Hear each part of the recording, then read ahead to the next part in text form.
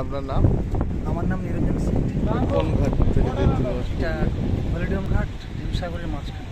হ্যাঁ, কি উদ্ধার করলো বন দপ্তর? উদ্ধার বলতে ডলফিন মাছ ওর জোয়ারে লেগেছে ঠিক ভোরবেলা 4টা নাগাদ আশা করি আমরা। তবে দলছুট হয়ে গেছে, মাথায় প্রচুর পরিমাণে একটা আঘাত পেয়েছে, মাছটা মারা গেছে আর কি। আমরা দীঘা থানায় খবর দিই, দীঘা থানার সঙ্গে সঙ্গে ফরেস্ট ডিপার্টমেন্টের খবর দেয়, ফরেস্ট লোক এসে মাছটিকে উদ্ধার করে নেয়।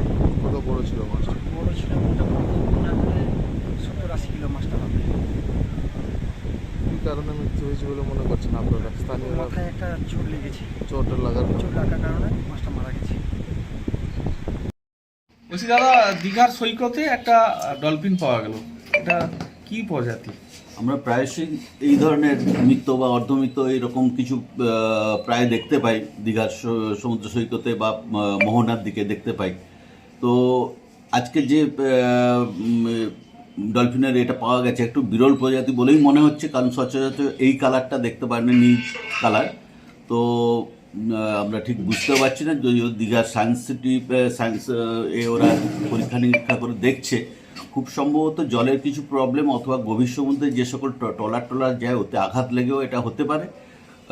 যাই হোক, সেটা আমার ছোট্ট মস্তিষ্কে আমি বলতে পারবো না, তবে এ নিয়ে পর্যালোচনা ওরা করছেন বা পরীক্ষা নিরীক্ষা করছেন, এটুকুই আমি বলতে পারি।